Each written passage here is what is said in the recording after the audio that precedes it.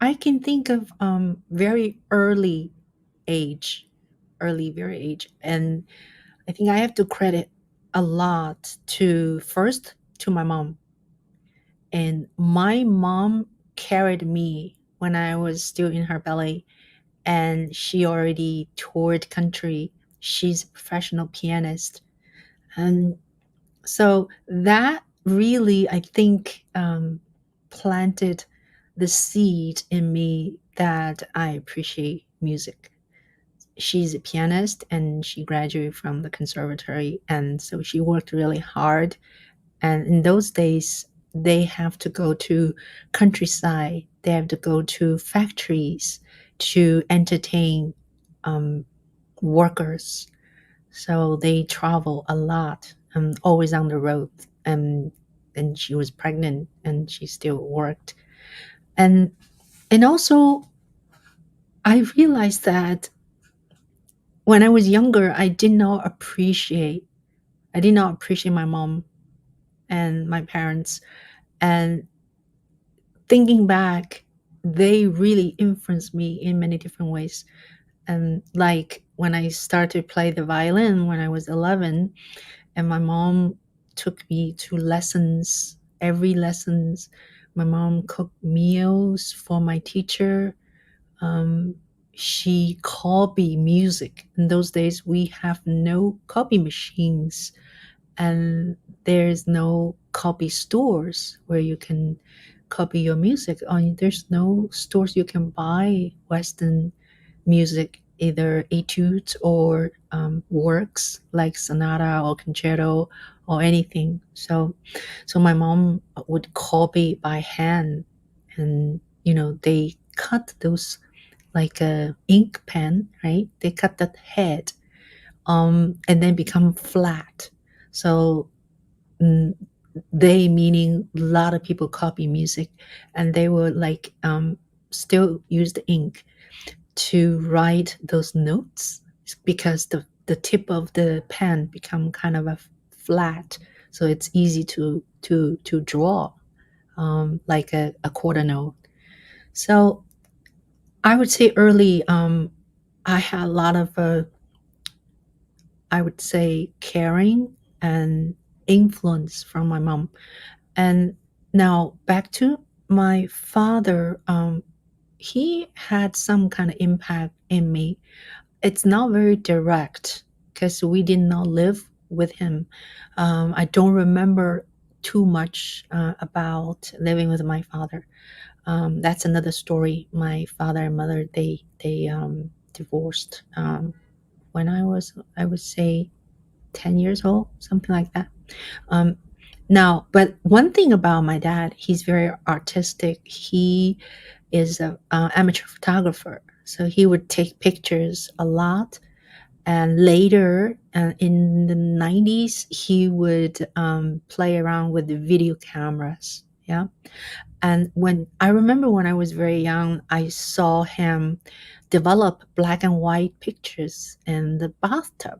In those days, you work however you can find a space and equipment, right? And so I remember he developed in a small tray and then eventually moved to the bathtub to, I guess, rinse. I'm just guessing right now. And so I still remember his tiny room. There was a red light was on, and he would work in that tiny room, like I don't know, 3 square foot, tiny room, and work on his photographs. Yeah, and so me, I think liking the visual art. Hey, how are you, Sloan? Me liking the visual art and eventually video, playing around with the video is very much influenced by my father. I think it's in our genes, in my gene. We love capture things. Because my father actually, in like a, let's see, late 80s, he developed a machine. Oh, Adra. Hi, Audra. It was like a long stage. Oh, it's a stage name. So I was just talking about influence from my mom and my dad, and so my dad developed a machine can test people have stroke, and he has patent on it, and he developed that for 10 years or more. So eventually he became a self-taught doctor, and go everywhere to heal people or to examine people. So at 2007, he went to very far away, like a Tibet, close to Tibet, Qinghai, um, very far away, and teach people or test people if they have a tendency having stroke.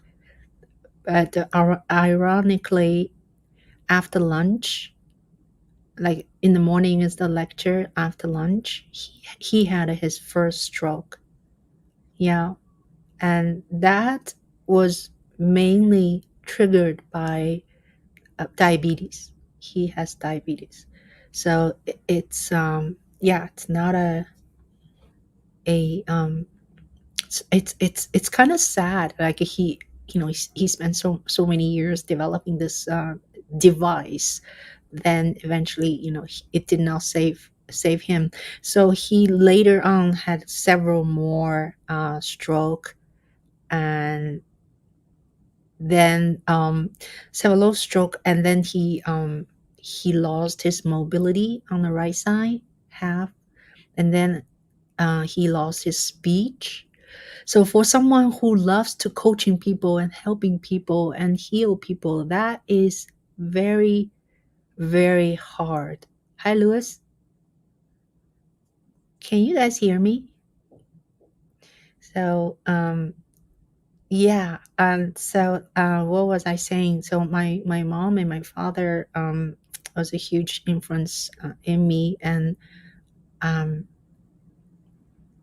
I guess sometimes when you are when you see something, when you see someone, when you see actions, and it's kind of a what do you say? You get inspired, right? Whether you realize or not, it's sort of influence you in a very subtle way. If somebody is not pulling you in, but just by doing that thing, and if it clicks with you, and you'll say, I can do that too, or I want to do that. So a lot of time, like children, back to music, some people say, I went to see this opera when I was 6 years old, and from there on I want to be an opera singer. Yeah. So, but if this mother and father did not take this child to the opera, and then it would be a different story. This person might become a scientist, which is not bad either. But my point is influence, yeah, exposure. So, yeah, do you have any stories, Audra? Who inspires you? Oh yeah, you told us earlier. Um, yeah, type it down to the chat if you wanted to tell us your story. Now, going to influencer, inspire who someone inspired me. I remember in primary school, Mrs. Zhou, Mrs. Zhou, she she was very convincing. She was a great teacher, but she's very strict. I remember still she always walk around with her hand in the back like that, you know, and and then she gives us instructions or she teaches us. And one time, I think I had a stomach ache, and then I went to drink fountain water, and then that didn't help. It gets worse. So I remember she gave me a candy. I don't know if that's a good remedy, but it helped. So she was like, oh, you're not supposed to when your stomach is is aching, you're not supposed to drink cold water, it's not going to help you. And probably you're hungry, and then so have a candy. It helped, but that's not one of the reasons I get inspired. And I was watching her, right? She had her behind, walk around, and she gave us test, like examination. So I said to myself, when I get older, I want to be a teacher so I can give tests to my student.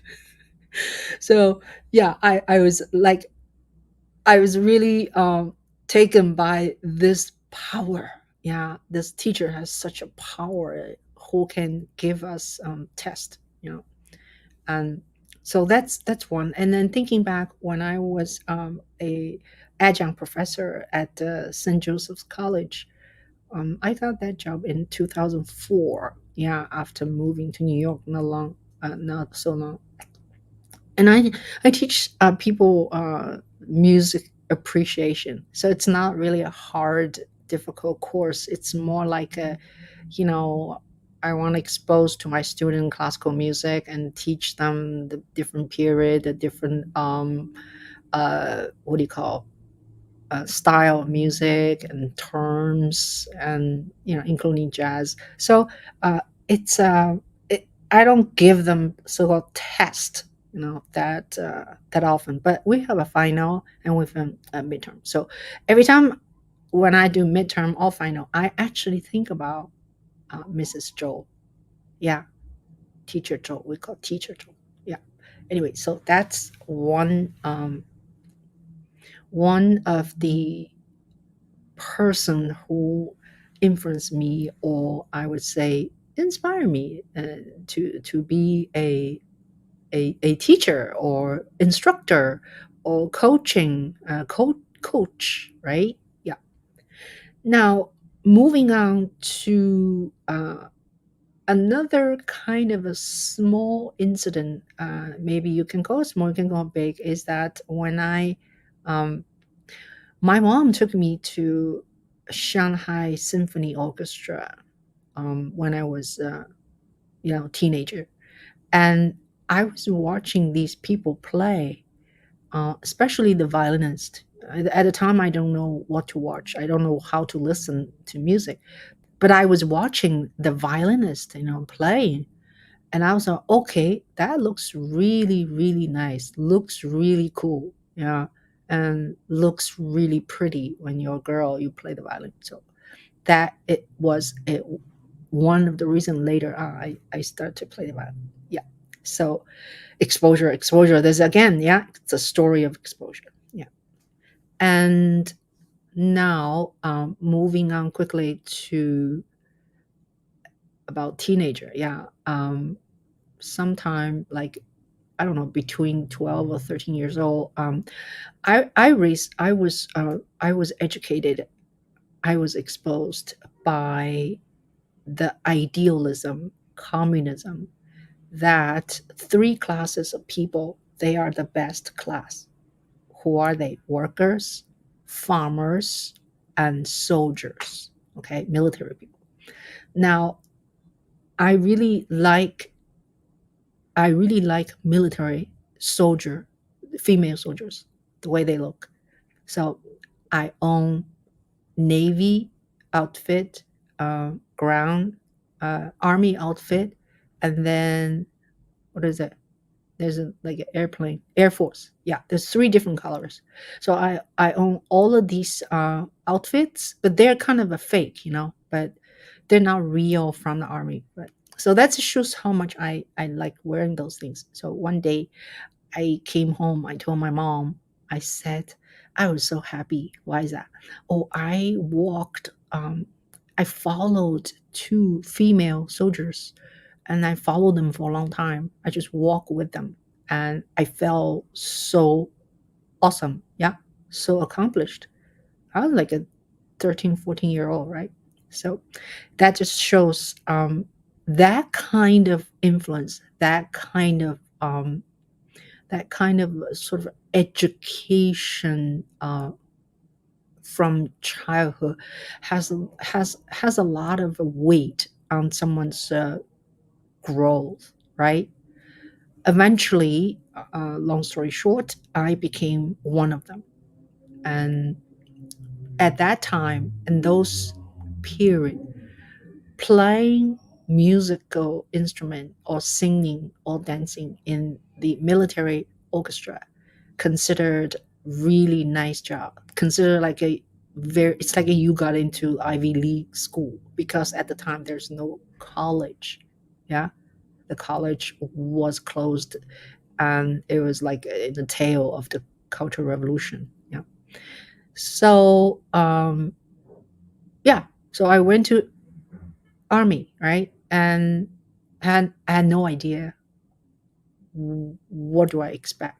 But I really liked wearing outfit, and I like the food. Yeah, I think either you all you can eat or it's very cheap. I don't remember the food, but it's really really good, really tasty. Um, we we rehearse in the morning, we rehearse in the afternoon, and we go perform for soldiers in the mountains, in far away places. We have to take buses to go these places. So it was like a work. Yeah. um Now, at the army, I was fascinated by a poet. His name is Ye Wenfu, Mr. Ye. I just remember one day I saw someone talking really loud in the cafeteria. And then eventually he stood on a chair and talking more. And then eventually he stood on a table. So I was like, wow, who is this? And eventually I read his work, his poem, and then I was like, wow, he is good. So I started to getting to know him and very respect his talent. So I started to do things for him, like copy his poem. Sometimes he wrote, and then those days there's no computer, right? So I copy for him. What else I did? I would like I like do laundry for him. It's like so supportive of his I guess artistic talent. So, but eventually, his maybe it's already done, but one of his poem was very offensive to the Communist Party, and he was being punished. They didn't put him in a prison, but he was, yeah, he was being punished and harshly criticized and stuff like that. So the more I see that, the more excitement to me, because I like r- rebellion people. I like people who has their own voices, and I I I just like it more. Yeah. So from that experience, I would say it's so opposite from going to the army. Very very, what do you call, what's the word when, oh, obedient. I was very obedient in the army orchestra. I listened to them telling us what to do or not to do. In the morning we have meetings, and the the leader of the, I don't know how to say in English, but the leader of our troop, I would say, would criticize us in many different ways. But I was like a very numbed. Um, my personality in general is not like very obedient, but in those days, for some reason, I was very very good sort of listener. I didn't say much of my own opinions. Then you see this poet, right? It's so opposite with the lifestyle of an army. So I was very taken by that. Yeah. Now, fast forward, who else is important? I have told my, I host a clubhouse group. It's called Smartphone Filming, and we've been together for 3 years. We never stopped. Every week we get together. So if you are curious about what is a clubhouse, and join us. Yeah. And so I told my comrades in the story already. Um, when I was in Army Orchestra, I studied with Mr. Wu, who was the principal violist of the Beijing, Beijing, is it Beijing or international?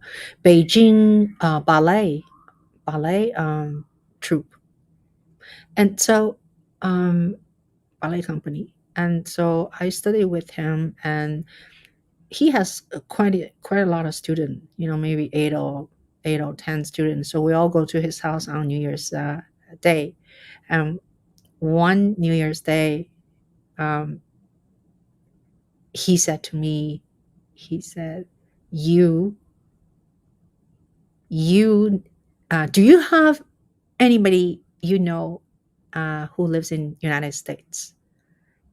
I think you should go to the States. I cannot teach you anymore." Anyways, in those years, we don't think about that, right? So I mentioned about him is if he did not mention that to me, I probably wouldn't think about going out, coming out to United States at those period. I may come later. Then my lifestyle would be very different. My life would be very different. So I always remember him. He already passed away a few years ago, and so after he said that, I called my mom. I was in Beijing, my mom in Shanghai. I remember call her on these phone booth, right? Long time ago, we call in the phone booth. And I said, "Mom, do we have any relatives in United States?" My mom said, "We actually do, but we don't really have, we don't contact each other for since 1949, you know." But long story short, eventually, uh, this relative or this family, who's my grandfather's sister, my mother's side, and she came to Shanghai, and then my grandfather asked her, say, "Would you please sponsor Ching to United States?" And I think those days, I already was accepted by 4 music schools, including Curtis Institute of Music. That is one of the best music school in the world. Once you get in, your tuition is free. So not very many music school that you go, you don't have to pay tuition, especially for undergraduate. Yeah, for undergraduate. So Curtis and Indiana University, Peabody, and then another one I forgot. Yeah, I remember 4 schools, um, and so my great aunt, uh, agreed to sponsor me. So I went back to Beijing to my army orchestra uh, leader. I said, "I need to leave because I am going to United States. Look, I was accepted and I have scholarship from this school." And then they were like so happy for me, and they let me, they let me go, which is not very normal because when you are accepted or win an audition to Army Orchestra, you usually need to work for them for 10 years. Yeah. Because the audition process is very, very, how to say, time consumed. Um, it's not like you go to Beijing, play for them. It is them, like two or three people, they travel around the country and they audition people. So that year, they only accepted three people, two cellists and one violist, and I played the viola. So now,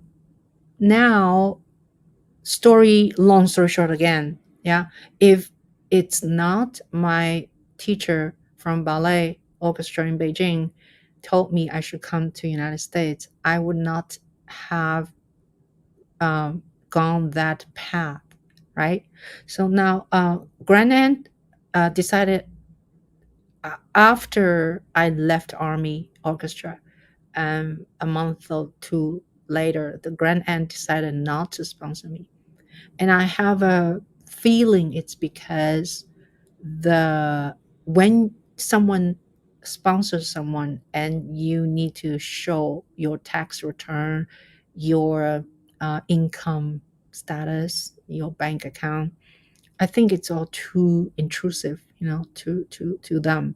And looking back, I don't blame on them, So there I left the orchestra, and I cannot come to United States. So what I did was I practiced really, really hard.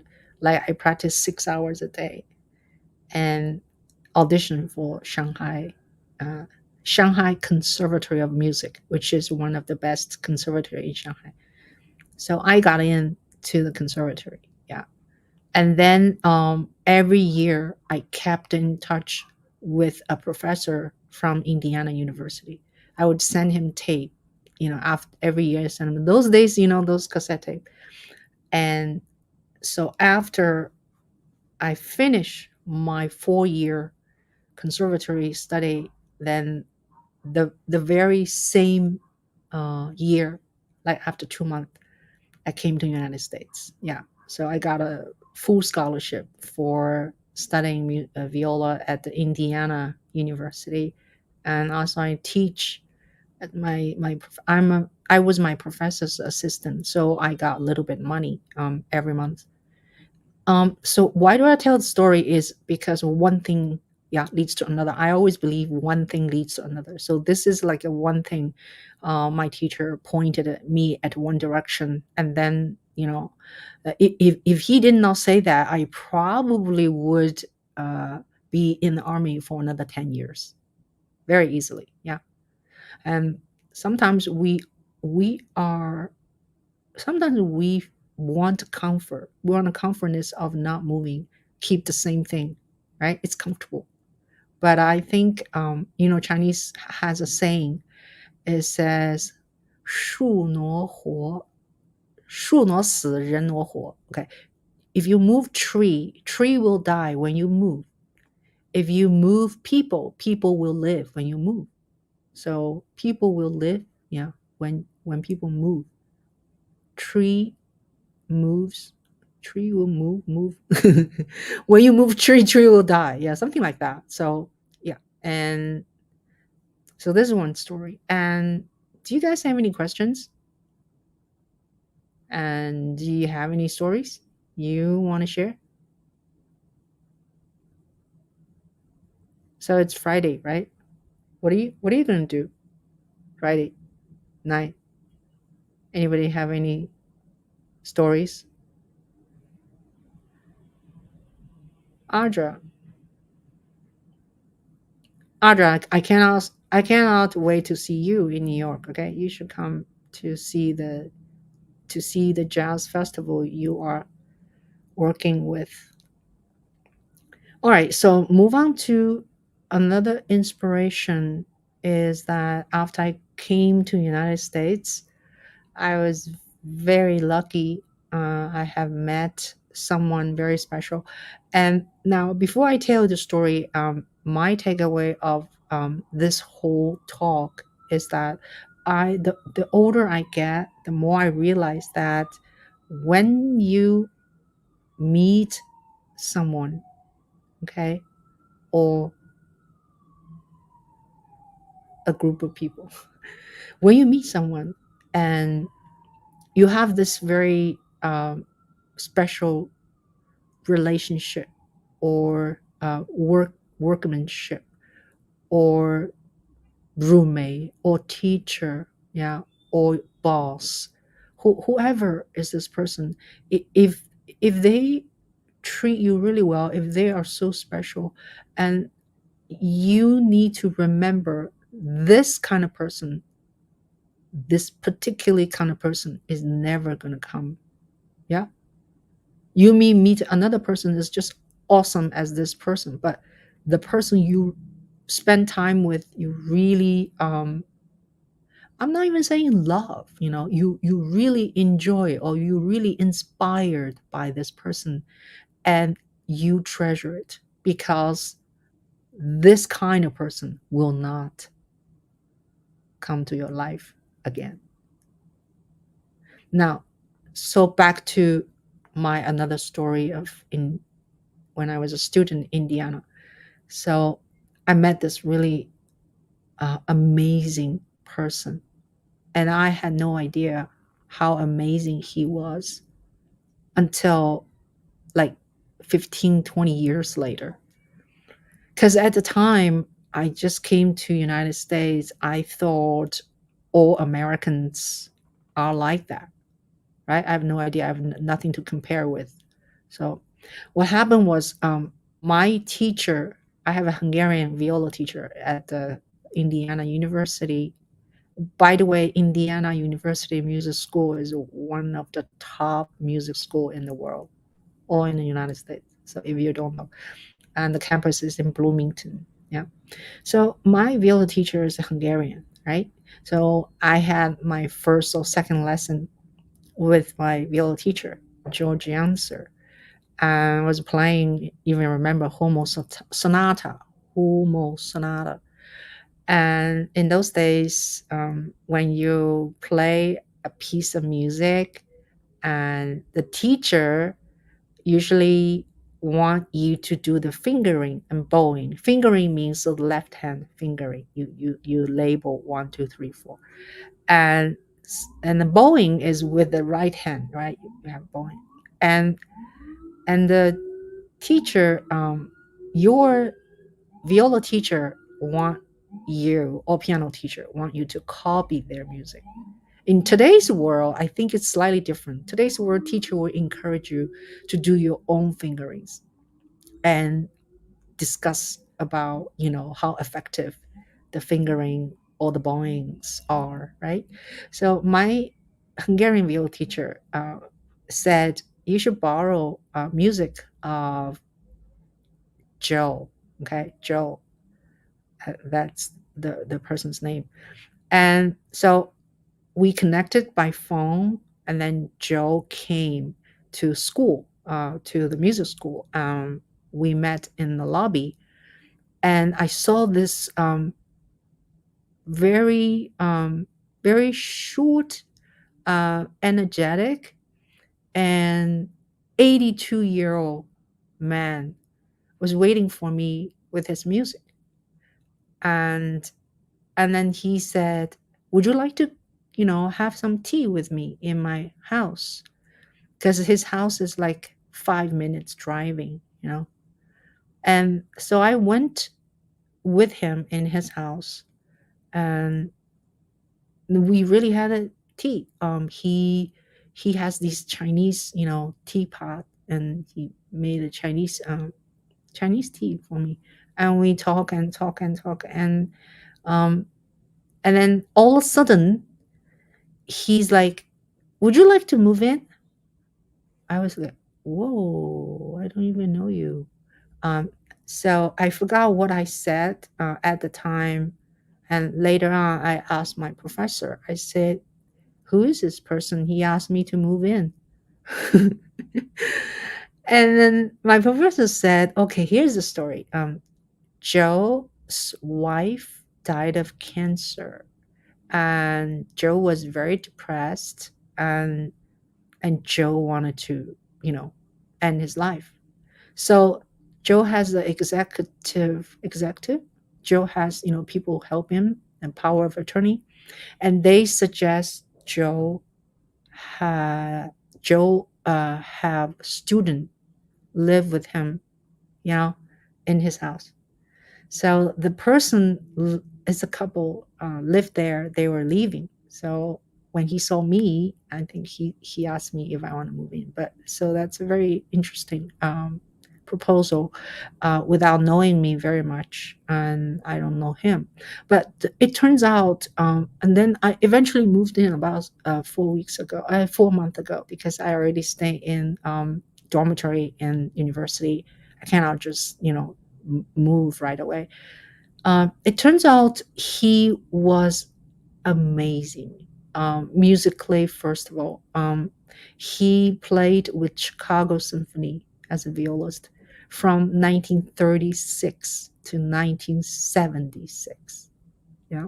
So when I was studying music, right, when I was listening to those tests and we have to do history, and I was just like, I listen to it, and I listen to once, I forget, and listen to twice, still forget. And then he knows everything. So I ended up stay with him for a long time, and he taught me how to drive. And he was just a really amazing human being, very generous, very easygoing, very knowledgeable. And he plays he at 82 years old, he still takes lesson with my professor. They're all Hungarians. Yeah. And he taught me a lot of things about American culture also, because I just came out of boat, and know nothing about American or lifestyle. Or so I think he really sort of yeah, he influenced me so many ways. Taught me, did I say that? Taught me how to drive. Yeah. So I had my driver license after I moved in with him, only like a month later. Yeah. So I've been driving ever since. And my deal with him, for all students staying with him, is you just need to take garbage out once a week and cook dinner for him, eating dinner with him, and you don't have to pay rent. So I saved a lot of money staying with Joe. I practiced cooking Chinese food because I don't know how to cook those days. Yeah, when I first came to the United States, in old days, mom cooks in China, and I don't have to cook. So, but since I stay with Joe, I bought a cookbook, a Chinese cookbook, and then I'll just like practice. Yeah. So later on, it's very sweet. Joe, when we go out to eat, Joe always say like, I thought I cook for him every day, right? But about once, you sometimes twice a week, he'll say, "How about let's go eat?" You know, how about let's go eat? So we would only go to Chinese restaurant. Yeah, but in Indiana, those restaurants, they're not that great, But they have buffet. Do you remember those days? It's like $4.99. You can eat a lot of food. Yeah, you can hear the police car, police siren behind me. Welcome to New York City. Yeah. So Joe was a great example of someone who who was very knowledgeable, and who just very easygoing, and just a great teacher. He taught me different musical styles, and yeah, and we sometimes play chamber music in the house. Yeah. So that's Joe Kovac. And do you guys have um any stories you want to share? All right, so I'm gonna skip a couple of teachers. Um, just tell you the story of how I got into filming. At the very beginning, I actually had a very um, organic reason. After I came to the United States, I often videotaping my life for my mom. because she lived alone in Shanghai, and she went through a very hard life, and then I was gone, and so I wanted her to know my life in United States. So I bought uh some camcorder. I don't even remember. They're kind of like a bulky, yeah, pretty long, yeah. And I start to uh, shoot my lessons, my music thing, or small little things, and then I will ask whoever goes back to Shanghai. I'll give them a VHS. Those are VHS days, yeah. And that went on for a while, and yeah, I think that was the main reasons for my mom, yeah. And I have like tons of tapes, yeah. Now, when I moved to New York City,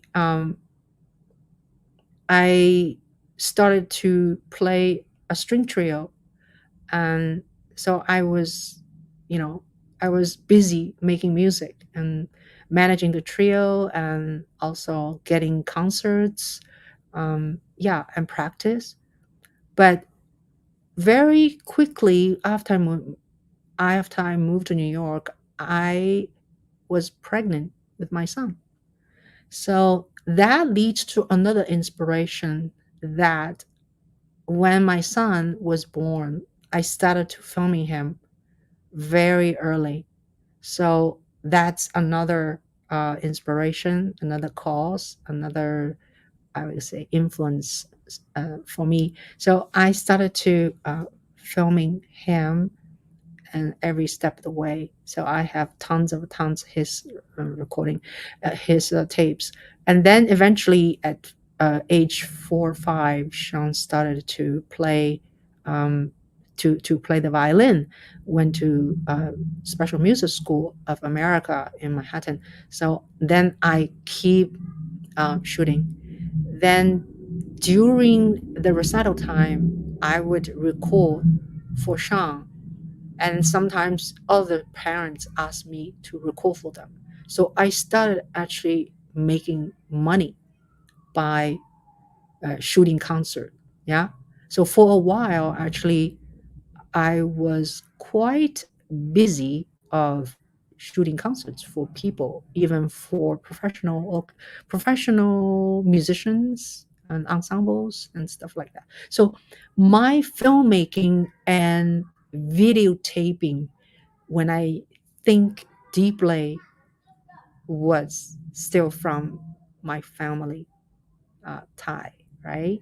Yeah. So and about, let's see, 20 years ago, 2004, I started to teach at the St. Joseph's College in Long Island, and that's another turning point. I shoot a lot of a project. Like when students doing their project, I will make a video. I will have them make a video themselves. So there's a lot of videoing going on. I video my teaching. Um, Now, at one point, I was research to show them some, films like documentary, especially. And I found this. This was made 1998 or 1999. It's called um, "Knowledge is the New Beginning." Yeah, and it's a documentary. It's really great, and it's about, okay, music again. It's about Barenboim, who was a concert pianist and a conductor for Chicago Symphony, and Barenboim and became friends with a um, a scholar in Palestine, and they both, Barenboim is Jewish. They both worked together, formed an orchestra. That orchestra was made by half Palestine, half Jewish people. or some other Middle Eastern. So they play concert together. Yeah, they tour together. So the movie is about that. It's about how they try to understand each other, how they get along, how music make them as a one unit and instead of a division. Yeah. Hey, how are you, Shukfin? And yeah, so knowledge is the new beginning. When you get a chance, check it out. um it's heavily music oriented, but I just love the way the film was shot, and that really is one of the important inspiration film for me, because I say I want to make a movie like this, you know. um so that was a long time ago, 2004. Yeah. And then I have made quite a lot of videos of people play concert and starting to shoot shorter work. I remember the first serious work, it was 2009. I went to Shanghai to shoot a viola festival, and I interviewed people, I shoot the concert. It was all volunteer, you know.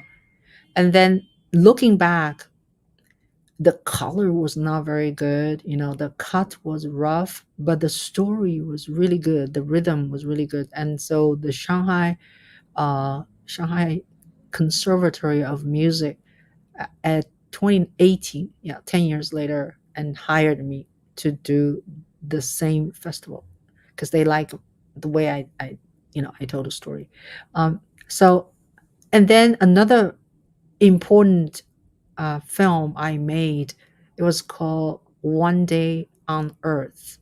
There is an organization called One Day on Earth. They encourage people to come out in this specific day and to film, and then to send the video or film to them, and then they make a movie using our footage. Yeah. So that project, it leads me to how to tell story of one day. Yeah. So I started with going on the train, go to, I think a bunch of Quakers. They went to Rockland County to hike, and Quakers are very progressive people, so they talk about politics and also talk about spirituality. So I followed them for a whole day, and then I made a short video, 10 minutes or something. Yeah, you can see that on my, you just type in One Day on Earth.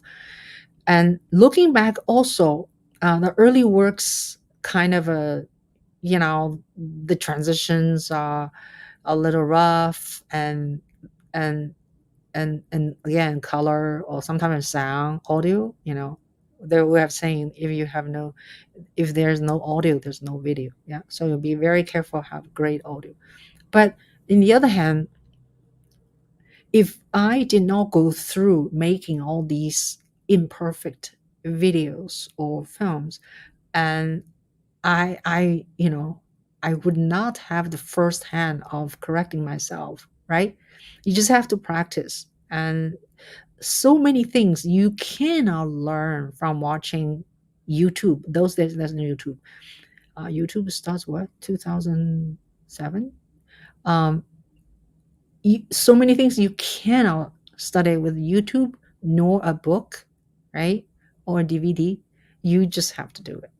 Yeah. So remember that you have to do it. And the more you do it, practice, practice, practice, right? There's a saying, how do I go to, um, oh, yeah, if you're walking on the street of Manhattan and then people say, how do I get to Carnegie Hall? And then you say, practice, practice, practice. So that's a classic quote. Yeah. So now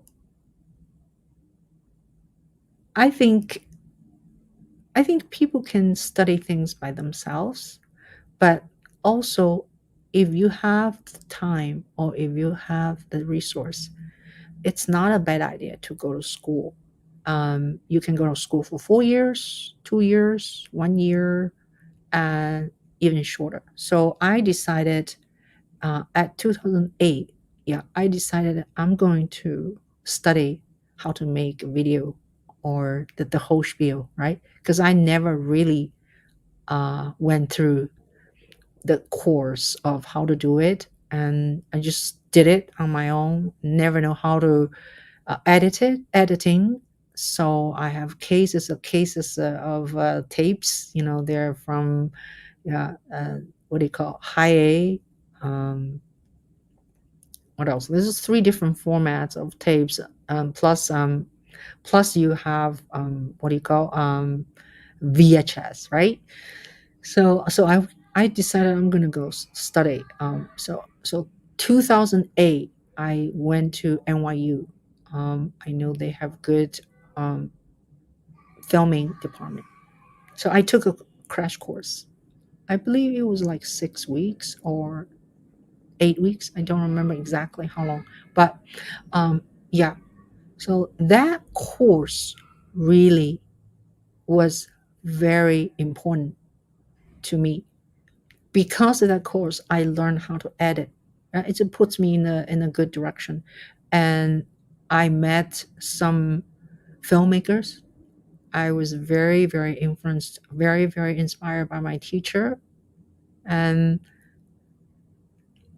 yeah. So you don't really learn things in the detail because it's such a short course, but you get to know, how to write first of all, and then we form groups, go shoot, how to do lighting, um, audio. And although I did not get like 100% everything, digested, right?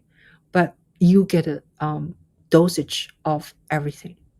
So that was really good, and it puts me in under another direction, which is towards, now I can tell stories.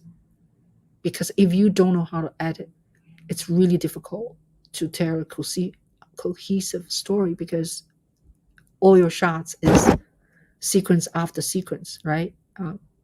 Clip after clip. So yeah. um oh Shockman says, oh, my screen is very small. Let me make it a lot bigger. Sharkfin says, there is such a thing as imperfectly perfect. And yes, YouTube went live in 2005 and it was uh, acquired by Google in 2006. Awesome. Thank you. Yeah, thank you for the information. So now you are here, Sharkfin, and do you have a story you can tell, like inspirational story? I know you're not on the screen, but you can maybe type in keywords. How about you type keywords? Let me guess. All right. So, well, if Shakran can do that, and do you guys have any questions for me? So, NYU was a really great turning point. After that, yeah, I started to shoot more, like I said, 2009, 2008, 2009, 2010. And what I remember was in 2017, I used my iPhone 7, went to Women's March, and 2017, January 21st. And I shot the whole day with my smartphone with a selfie stick, which I can raise, high, because I don't have a platform unless I jump onto buildings. So anyway, that film is called Chat We March. Why did I say that? Chat? Because I connected with a group of Chinese people. They all use WeChat. So in such a big situation, the march with, I don't know, 1 million people, something like that, and it's very hard to find each other, right? If you get lost, so we would text each other on WeChat and try to find each other, because in WeChat is group by group. Now nowadays you can do it on text message, but we didn't. Almost every Chinese people have a WeChat. Yeah. No sound? Hello? Ready? What's going on? No sound? Tell me, Shark Fin. Some more somewhere. Uh-oh. What did I do? I think I just made minimize um the screen. Can you hear me now? Let me know, please. Where I was, and yeah, so I made a short film. Maybe I should play for you a little bit. Um, let me find, if I can find uh, chat. So that's the first dosage I had um, to shoot an event by myself with my smartphone. Yeah, and I don't need. This is interesting. Chat we match is not here. Maybe I renamed. Let me see. See if I rename. Um, sometimes I rename my videos because the um title is very important. Yeah, and certain title um will have more viewingship, right? Oh, here we go. Yeah, Chatway March, Women's March, Washington D.C. 2017. Yeah, I didn't change the title, so I'm going to show you a little bit. Okay, this is very my early work.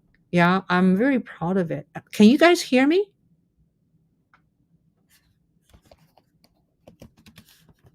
Can you hear me? Can you hear me? I'm typing. Uh, no, we can hear you fine. Oh, okay. Thank you. Thank you, Audra. Thank you. All right. So, I was going to play for you this first series film uh, shot on iPhone 7. It's the Women's March. The audio is soft.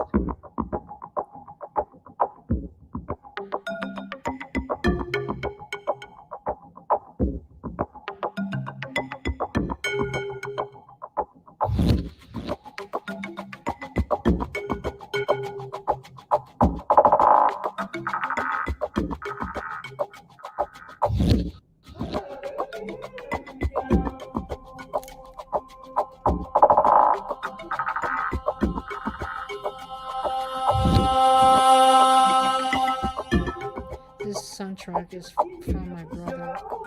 Evan Chen.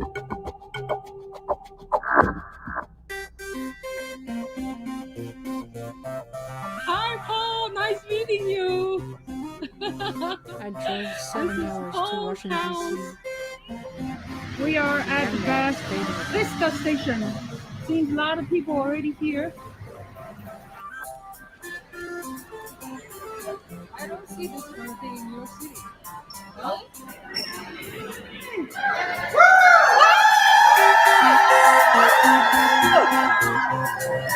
Right. Good luck. We'll see you at the other end. See you there.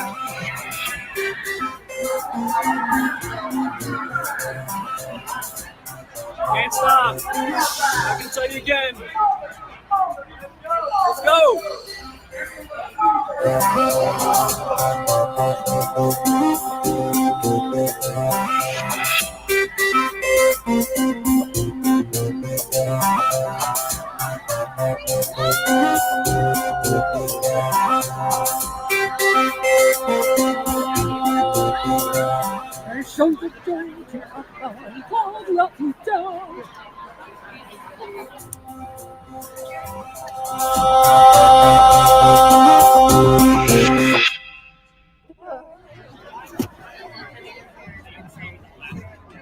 Divorce is more important.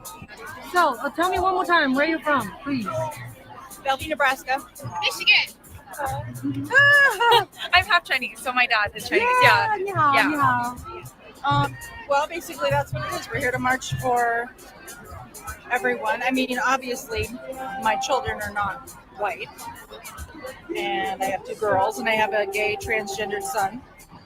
I'd still be part of it, even if it didn't personally affect me.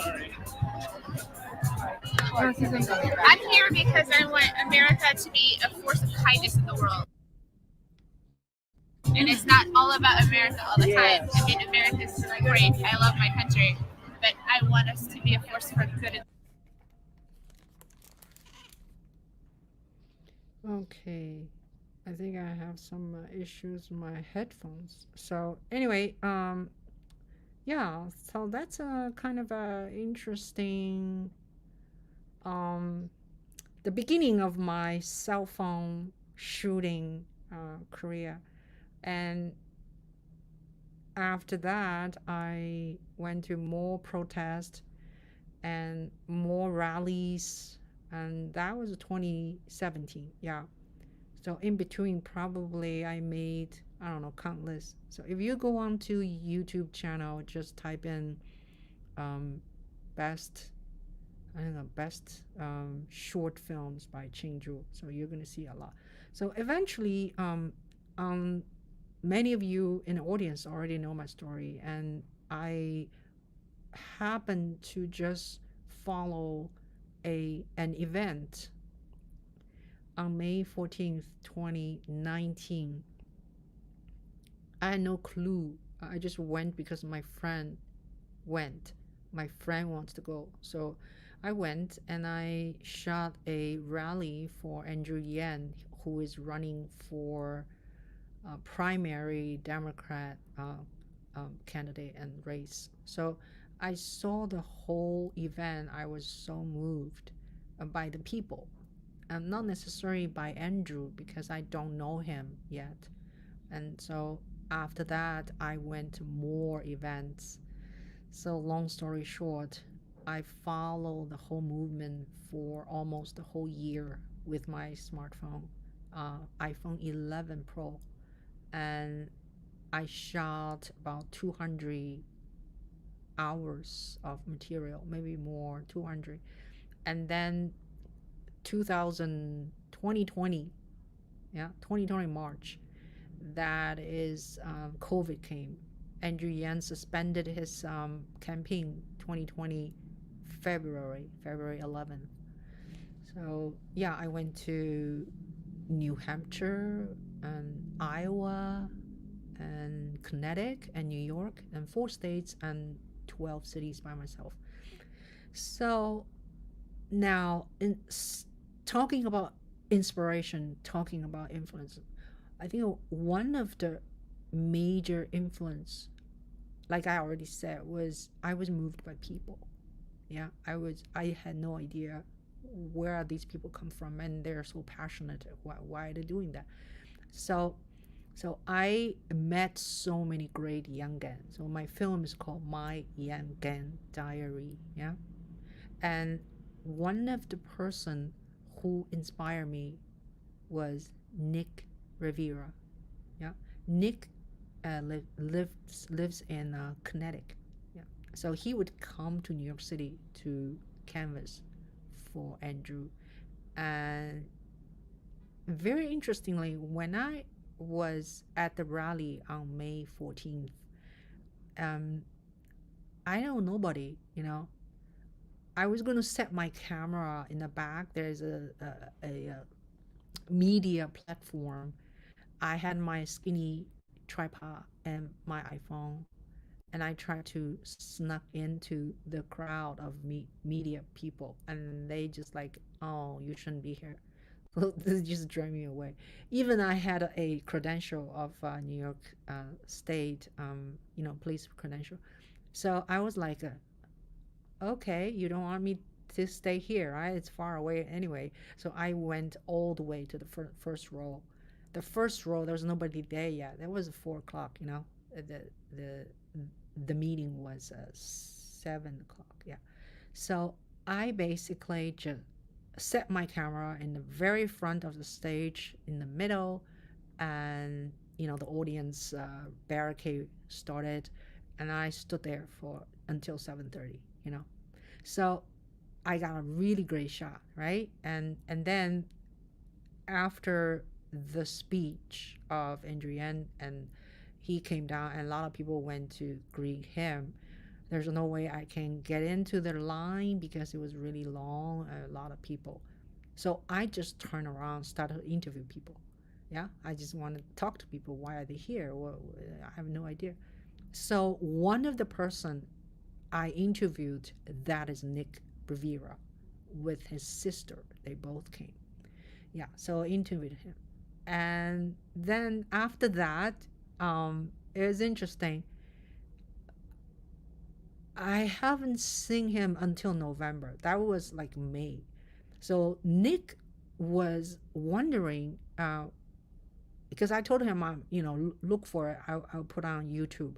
So he actually went to look for that event, and he found it, but I already forgot about him. Sorry, Nick. And so anyway, so later on, November, he came again. Actually, October, he came to do a UBI march, and we said hello. So all in all, I think getting to know someone so closely and so multiple times, and I really get it. I get it why these young guys would support Andrew, right? Because they know his policy. They know why they want to support him. And, so it's very, very inspiring to see that. Yeah. And so I always say to Nick, I say, without you, there will be no Young Gun Diary, because I was very inspired by him. Of course, many other people. Yeah. There's so many great young gun in New Hampshire. Jack Chan hosted so many people in his house. Yeah. And let's see, Altura is also a young gun from New Hampshire, and he would carry a flag in Iowa. It's called YouTube Andrew Yan. He goes to run every day for like 5 miles or something in the cold. So all these people, and New York young gun, Yuan Jie, musician, conductor, and he was a hardcore young guy. So anyway, so the reason I talk about this is because without these people, without people who are very knowledgeable about what they do, what they say, and what they act, and I would not be able to do what I do. So again, one thing leads to another, right? I always say one thing. So when you do that one thing, you never know how that one thing will turn out. Continue being inspired, and keep that fire and the passion, and then do something with it, right? So I label this inspiration, passion, and action. So if you just being inspired, if you have no action, and that's not going to work. If you just have passion, if you don't work, that's not going to make any progress, right? So influence, inspiration is important, but then ultimately we have to do something with it. Okay, all right. we're gonna end here unless you have any questions for me. And yeah, thank you for watching. Thank you for listening. And hopefully you'll like this video. Give a thumbs up. And if you haven't subscribed it, and please subscribe to it. And yeah, my subscription is growing. And now I think I have 6,700 subscribers, and one of my video which is about music, and it's I just talk about violin and viola differences, and it's YouTube short.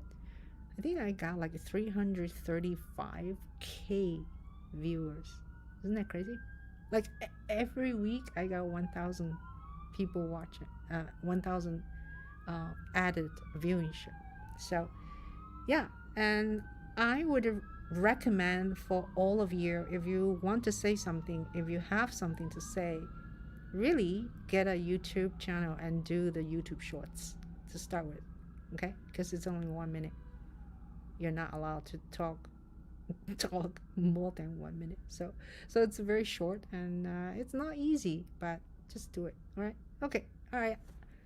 Thank you so much for being here, and we're gonna close this. Yeah, and yeah, take care of yourself.